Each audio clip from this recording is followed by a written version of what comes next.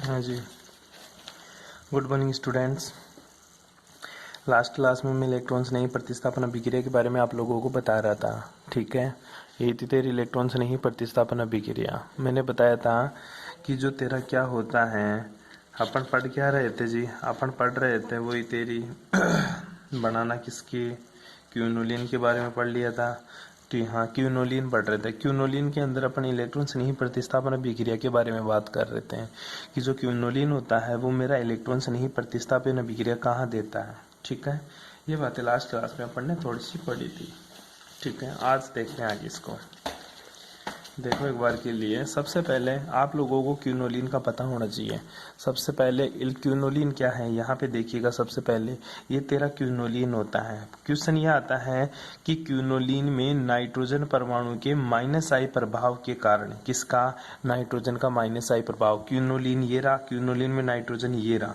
इस नाइट्रोजन के -I प्रभाव के कारण पिरिडीन वल्ले इलेक्ट्रॉन न्यून हो जाती है। अब पिरिडीन वल्ले कौन सी है, पिरिडीन वल्ले केवल ये वल्ले तेरी पिरिडीन वल्ले हैं। ये जो साइड वाली वल्ले है ये तेरी बेंजीन है, और ये जो तेरी रिंग है ये तेरी पिरिडीन है। ठीक है, तो कह रहा क्या है ये, क्यूनोलिन में नाइट्रोजन परमाणु के -I प्रभाव के कारण पिरिडीन वल्ले इलेक्ट्रॉन न्यून हो जाती है। इलेक्ट्रॉन न्यून क्यों हो जाती है, क्योंकि नाइट्रोजन इलेक्ट्रॉन डेंसिटी इस वल्ले से खींच लेता है, इस पिरिडीन वाली वल्ले से इलेक्ट्रॉन डेंसिटी खींच लेता है नाइट्रोजन, तो इस वल्ले पे इलेक्ट्रॉन का घनत्व कम हो जाता है। आई बात समझ में। जबकि बेंजीन वल्ले पर नाइट्रोजन का -I प्रभाव अधिक प्रभावी नहीं होता। इस रिंग के ऊपर, जो साइड वाली रिंग है, इसके ऊपर नाइट्रोजन का -I प्रभाव प्रभावी नहीं रहता, जिसके कारण इलेक्ट्रॉन से नहीं प्रतिस्थापन अभिक्रियाएं बेंजीन पर संपन्न होती हैं।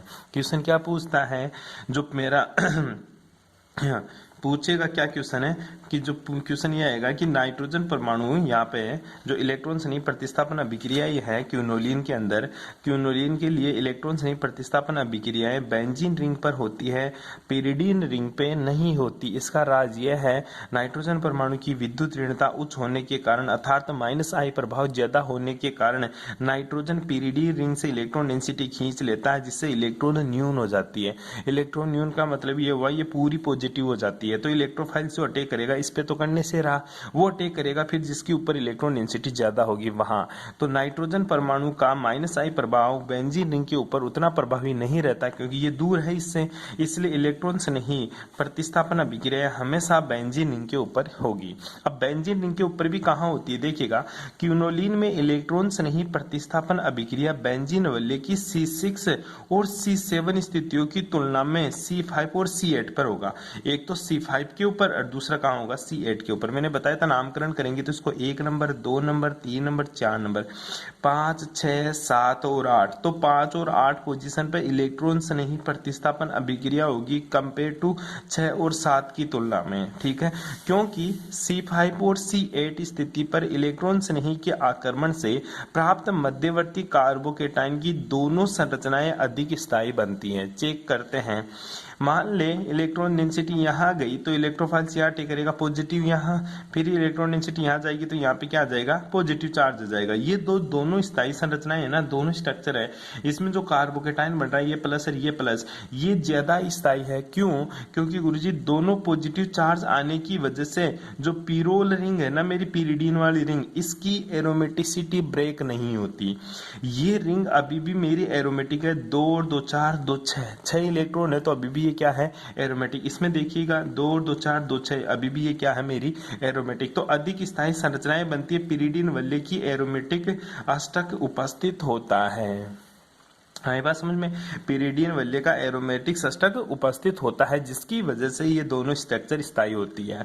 अब मैं अटैक करवाता हूँ 8 नंबर पे, ये तो मेरी 5 नंबर पोजीशन थी, ये मेरी पोजीशन कितनी है, 8 पे। 8 पे अगर इलेक्ट्रोफाइल अटैक करता है तो पॉजिटिव यहाँ आता है, यहाँ चला जाता है। अभी भी गुरुजी इसकी एरोमेटिसिटी बरकरार है, अभी भी इसकी एरोमेटिसिटी ब्रेक नहीं हो रही। इस कारण ये दोनों क्या है, मेरी अधिक स्थायी संरचनाएं होती है। यही कारण होता है कि क्यूनोलिन में जो इलेक्ट्रोफाइल्स होता है वो पिरिडीन पे अटैक ना करके बेंजीन रिंग पर अटैक करता है और बेंजीन रिंग में भी C5 और C8 पोजीशन पर अटैक करता है, क्योंकि C5 और C8 पोजीशन पे इलेक्ट्रोफाइल्स के अटैक करने के कारण जो बनने वाला कार्बोकेटाइन है, बनने वाला मध्यवर्ती कार्बोकेटाइन ज्यादा स्थायी होता है, क्योंकि इस टाइम पे पिरिडीन की जो एरोमेटिसिटी होती है वो हमेशा बरकरार रहती है, इसलिए ज्यादा स्थायी संरचनाएं बनती हैं, ज्यादा स्थायी कार्बोकेटाइन बनता है। अब देखते हैं क्या गुरुजी इसके अलावा C6 और C5 7 पोजीशन पे अगर इलेक्ट्रोफाइल्स अटैक करेगा, ये 7 नंबर है, ये 6 नंबर है, ये 7 नंबर, ठीक है। अगर यहाँ पे इलेक्ट्रोफाइल्स अटैक करता है तो क्या ये मध्यवर्ती कम स्थायी बनेगा? आओ देखते हैं ये कम स्थायी बनता है या नहीं बनता, ठीक है, चेक कीजिएगा। अब देखते हैं। अब इलेक्ट्रोफाइल्स को मैं अटैक करवाता हूँ कहाँ पे? अब गुरुजी मैं इलेक्ट्रोफाइल्स को अटैक करवाता हूँ एक बार तो 7 नंबर, पहले नाम लिख लेना चाहिए, इसको 1 नंबर, इसको 2 नंबर, 3 नंबर, 4 नंबर, ये 5, ये 6, ये 7, ये 8। अब इलेक्ट्रोफाइल्स अटैक करेगा, C6 कार्बन पे अटैक कर रहा है, ठीक है, C6 पे अटैक करेगा तो देख ले पॉजिटिव चार्ज, मतलब इलेक्ट्रॉन डेंसिटी यहाँ जाएगी, कहाँ जाएगी? ये इलेक्ट्रॉन डेंसिटी यहाँ जाएगी, तो यहाँ पे क्या आ जाएगा? पॉजिटिव। यहाँ पॉजिटिव आते ही इलेक्ट्रॉन डेंसिटी कहाँ चली जाएगी गुरुजी? यहाँ पे, और यहाँ पे क्या आ गया? पॉजिटिव। अब देखो बेटा 2 और 2 4, इसकी एरोमेटिसिटी ब्रेक हो गई। किसकी?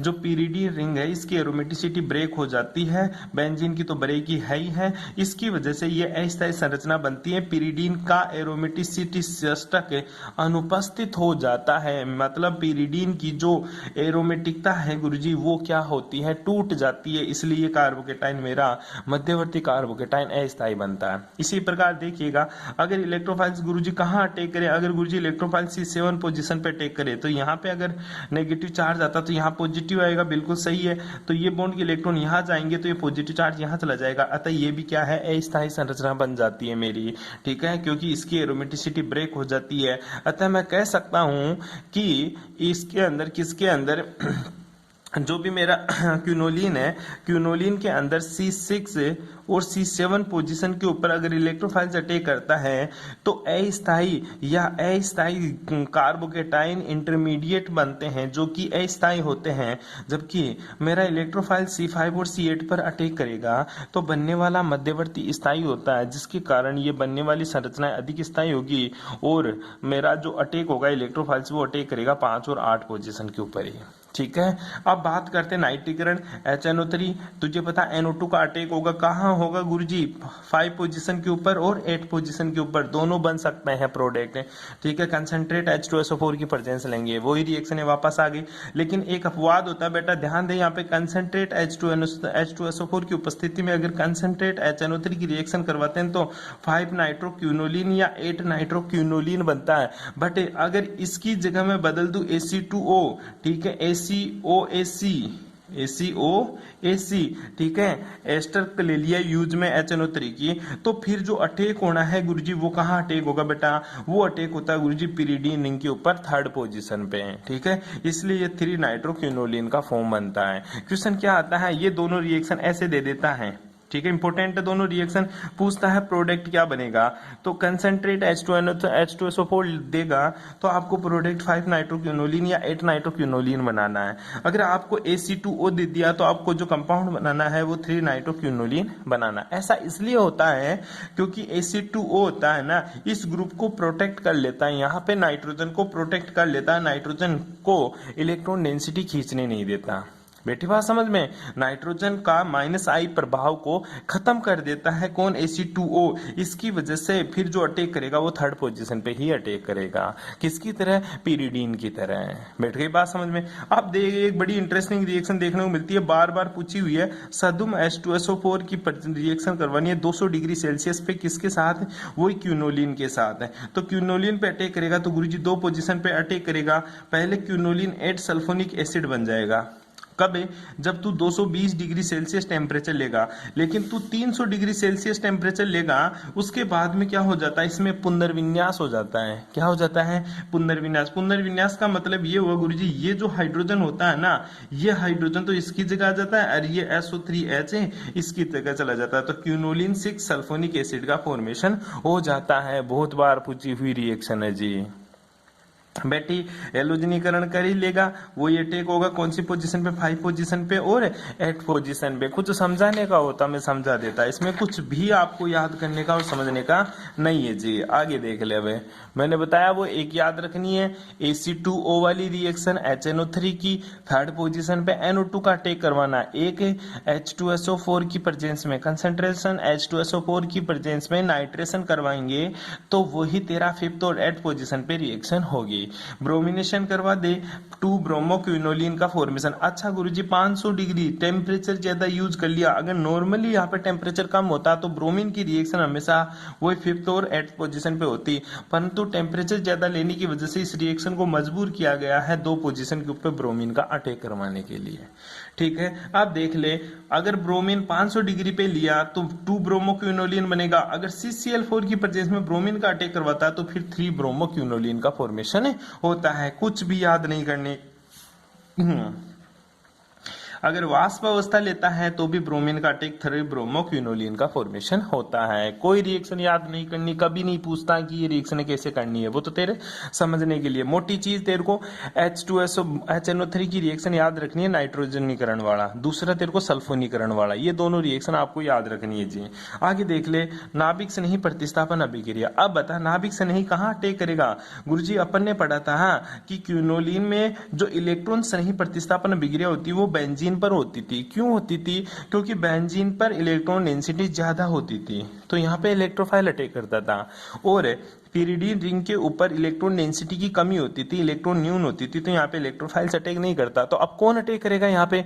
अब यहाँ पे अटैक करेगा गुरुजी न्यूक्लियोफाइल। तो समझना, क्विनोलिन में नाभिक से नहीं प्रतिस्थापन अभिक्रिया मुख्यतः पिरिडीन वलय की C2 और C4 पोजीशन पे, ये तेरा 1 नंबर है, ये तेरा 2 नंबर है, ये तेरा 3, ये 4।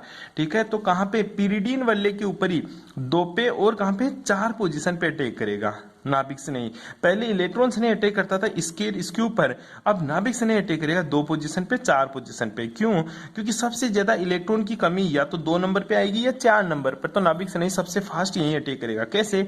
अगर ये इलेक्ट्रॉन डेंसिटी लेता है तो सबसे पहले पॉजिटिव यहाँ आ जाता है। ठीक है, सबसे ये बॉन्ड हटा देना है, सबसे पहले पॉजिटिव यहाँ आ जाता है, नेगेटिव यहाँ आ जाता है। उसके बाद में अगर ये इलेक्ट्रॉन डेंसिटी यहाँ ट्रांसफर होती है तो ये पॉजिटिव यहाँ शिफ्ट हो जाता है, ये नेगेटिव ये पॉजिटिव शिफ्ट हो जाता है। इस तरह से पता चलता है गुरुजी, एक तो C2 पोजीशन के ऊपर और दूसरा कौन सी पोजीशन पे? C4 पोजीशन के ऊपर कौन सा चार्ज आता है गुरुजी? Positive charge. और तुझे पता है न्यूक्लियोफाइल्स के ऊपर कौन सा चार्ज होता है? नेगेटिव। तो नेगेटिव कहाँ अटैक करेगा गुरुजी? पॉजिटिव के ऊपर, और 2 ही जगह पॉजिटिव है, C2 और C4, इसलिए मेरा न्यूक्लियोफाइल इन्हीं 2 जगह अटैक करेगा जी।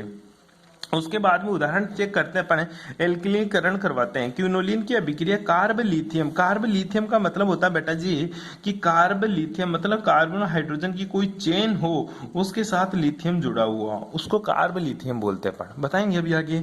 के साथ करवाने पर वलय की C2 और C4 पोजीशन पे एल्किलीकरण या फिर एरिलीकरण होता है। एल्किलीकरण का तो मतलब होता है बेटा R ग्रुप जुड़ना, और एसाइलेशन का मतलब होता है C double bond O group का एड होना। फॉर एग्जाम्पल बात करूं NC4H9Li, ये ब्यूटेन लिथियम है।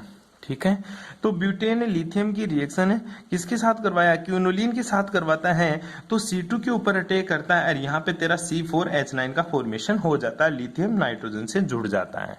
बेटी बात समझ में? इसी प्रकार C4 पे आक्रमण करेगा तो यहाँ तो C4H9 बनता है, लिथियम यहाँ अटैक कर जाता है। ये रिएक्शन दोनों ही आगे चलती है। अगर पानी ले लूं HOH और ऑक्सीकरण करवा दूं, जैसे मैंने HOH लिया और ऑक्सीकरण करवाया तो बेटा होगा क्या? सीधी सी बात है गुरुजी, जैसे पानी लूंगा और HNO3 लूंगा, ठीक है, कुछ नहीं करना है यहाँ पे। जैसे ही पानी लिया मैंने HOH तो कुछ नहीं है गुरुजी, लिथियम बाहर हो जाएगा ऑक्सीकरण की प्रेजेंस में।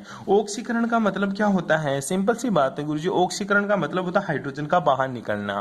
तो ये तो हाइड्रोजन बाहर निकल जाएगा और ये लिथियम बाहर निकल जाएगा, यहाँ पे क्या आ जाएगा तेरा डबल बॉन्ड, जिसको नाम बन जाएगा 2 ब्यूटिल क्विनोलिन। ठीक है, लिथियम को लेके कौन जाएगा, पानी, ठीक है। हाइड्रोजन को कौन लेके जाएगा, ऑक्सीकरण अभिक्रिया। बैठ गई बात समझ में। इसी प्रकार HOH की रिएक्शन कराऊंगा तो लिथियम को बाहर ले जाएगा, ऑक्सीकरण हाइड्रोजन को बाहर ले जाएगा, वापस से रिंग में कॉन्जुगेशन आ जाएगा, क्या बन जाएगा, 4-ब्यूटिल क्विनोलिन। क्या गुरुजी ऐसी रिएक्शन पूछता है, पूछ सकता है, ये रिएक्शन थोड़ी सी इंपोर्टेंट होती है। उसके बाद में देख, मैं रिएक्शन कराता हूं, जैसे 2016 के अंदर ये रिएक्शन तेरे को पूछी गई थी, ठीक है। C6H5, C6H5 का मतलब होता है गुरुजी ये कोई बेंजीन रिंग है। क्या है तेरी, बेंजीन रिंग है। ऐसा है बेटा जी, ये ध्यान दे एक बार के लिए, ये कोई मेरा लिथियम जुड़ा हुआ है, ठीक है।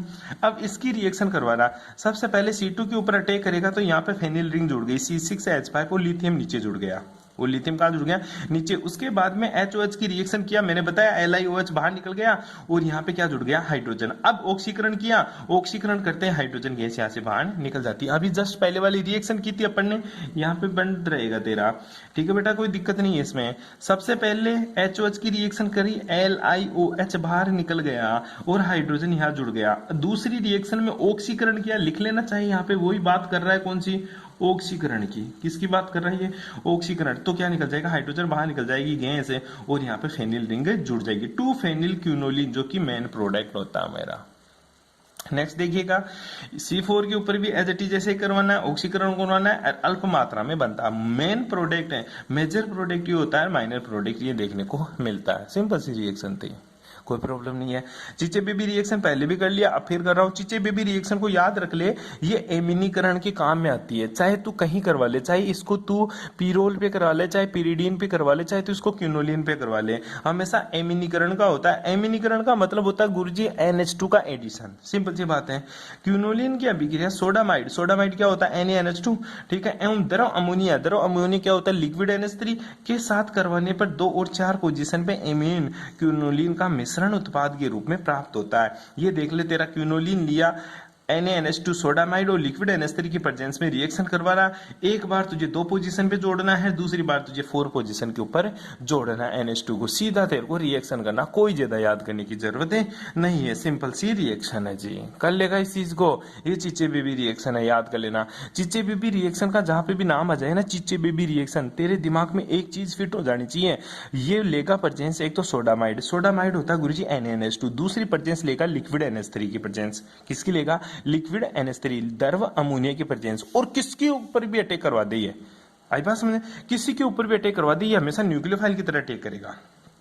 ये तेरा क्या है, न्यूक्लियोफाइल। और न्यूक्लियोफाइल कहाँ अटैक करेगा, 2 पर या 4 पर, और 2 पर तेरा मेजर प्रोडक्ट बनता है, 4 पर तेरा माइनर प्रोडक्ट बनता है। सिंपल सी रिएक्शन भाई, क्यों माथा खराब करता है इनको देखने में, ठीक है। आगे देख ले तू, क्षार के साथ अभिक्रिया, क्षार क्या होता है तेरे, KOH या BHO पर 250 डिग्री की उपस्थिति में OH लगा दे, या तो 2 नंबर पे लगा दे या 4 नंबर पे लगा दे, सॉरी, या तो 2 नंबर पे लगा दे या इस रिंग के ऊपर लगा दे। अपन को इसका ध्यान रखना है 2 नंबर वाला है, क्योंकि अपने पास ये काम का नहीं है। अपने 2 नंबर पे OH लगाएगा, ध्यान देना इस चीज के बारे में। तो देख बेटा, ये क्या बन गया तेरा, OH और डबल बॉन्ड दोनों कॉन्जुगेशन में आ गया, तो ये कौन सा रिंग बन गया, ये तेरा इनोल फॉर्म बन गई। कौन सी फॉर्म बन गई, इनोल। इसको किस में बदल दिया तूने, कीटोन में बदल दिया, खत्म, सिंपल सी रिएक्शन। इसमें भी कोई खास नहीं था, तू पढ़े तो चाहे पढ़ ले, अदरवाइज छोड़ दे, छोड़ेगा तो पढ़ेगा ही, इसमें कुछ नहीं है खास। हेलाइड आयनों के द्वारा विस्थापन द्वारा, ठीक है, प्रतिस्थापन। अब देख सुन, क्लोरीन है, ये NH2 है, HCl बाहर निकाल दे, NH2 जोड़ दे, कुछ भी मतलब नहीं है। KCl बाहर निकाल दे, CN जोड़ दे, कुछ भी मतलब नहीं है। ऑक्सीकरण का मतलब होता है गुरुजी ऑक्सीजन का एडिशन, ऑक्सीजन का एडिशन और हाइड्रोजन का बाहर निकलना। अब सोड C6H5COOH, इसको बोलते हैं पर बेंजोइक एसिड। क्या बोलेगा इसको, पर बेंजोइक एसिड। ध्यान दे, एक छोटी सी बात बताता हूं तेरे को, 2 चीज होती है बेटा जी, एक तो होता है बेंजोइक एसिड, एक क्या होता है मेरा पर बेंजोइक एसिड। अगर बेंजीन रिंग देते, जैसे ये तेरी बेंजीन रिंग है और यहाँ पे COOH जोड़ दे, तो इसको क्या बोलेगा तू, बेंजोइक एसिड, ठीक है। इसको मैं ऐसा भी लिख सकता हूँ, C6H5 पे C डबल बॉन्ड OH, इसको क्या बोलता हूं मैं, बेंजोइक एसिड। पर का मतलब होता है गुरुजी C6H5 C double bond O, एक बीच में O और घुसा दे, इसको बोलेगा तू पर बेंजोइक एसिड, पर बेंजोइक एसिड। पर का मतलब होता है प्रोक्साइड ग्रुप घुसा दे, ठीक है, ये तेरा पर बेंजोइक एसिड है जी। अब देख, जो पर बेंजोइक एसिड है ना, इसको तोड़ना है तेरे को, क्या करना है गुरुजी, इसको तोड़ना है। कैसे तोड़ू, अब ये देख इंपॉर्टेंट बात है गुरुजी, ये बोन यहां से टूटेगा, कहां से टूट जाएगा, यहां से। इतना सा ध्यान रख ले, पर बेंजोइक एसिड में एक ऑक्सीजन एक्स्ट्रा है ना, तो ये एक ऑक्सीजन नाइट्रोजन के साथ बॉन्ड बना लेगा, बाकी का बेंजोइक एसिड बाहर निकल जाएगा। पर बेंजोइक एसिड में एक ऑक्सीजन एक्स्ट्रा होता है जो नाइट्रोजन के साथ जुड़ जाता है। कैसे होती है रिएक्शन? ये तेरी नाइट्रोजन के पास जो लोन पेयर है ना, ये नाइट्रोजन के लोन पेयर किसके ऊपर अटैक करते हैं गुरुजी? इस ऑक्सीजन के ऊपर अटैक करते हैं। किसके ऊपर अटैक करते हैं? इस ऑक्सीजन के ऊपर। और ये डायरेक्ट ऑक्सीजन को जोड़ लेते हैं और बेंजोइक एसिड बाहर निकाल देते हैं। याद कर ले इसको।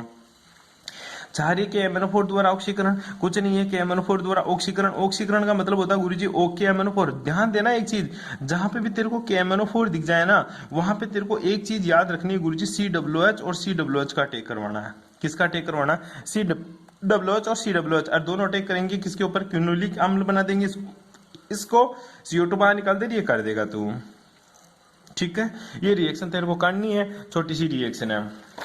उसके बाद में अपचयन, तेरे को पता है अपचयन 2 हाइड्रोजन लेगा तो किसको खाएगा? ये देख, लिथियम है, लिथियम AlH को लिक्विड की प्रेजेंस में करवाना। ठीक है, हाइड्रोजन यहाँ पे लगा दे, क्या लगा देगा यहाँ पे? क्विनोलिन, डबल बॉन्ड को खा जाएगा यहाँ से। इसमें SnHCl की प्रेजेंस में इसके बीच वाले को खा गया, PT की प्रेजेंस में सभी को खा गया। बस ये तेरे को अपचयन वाली रिएक्शन ही लिखनी, और कुछ नहीं करना। इस चैप्टर को खत्म कर दे, इस यूनिट को यहीं खत्म करते हैं। आगे की चीज अपन नहीं पढ़ेंगे, बहुत कुछ पढ़ लिया इसमें। नेक्स्ट यूनिट स्टार्ट करेंगे कार्बोहाइड्रेट। Thanks for cooperation.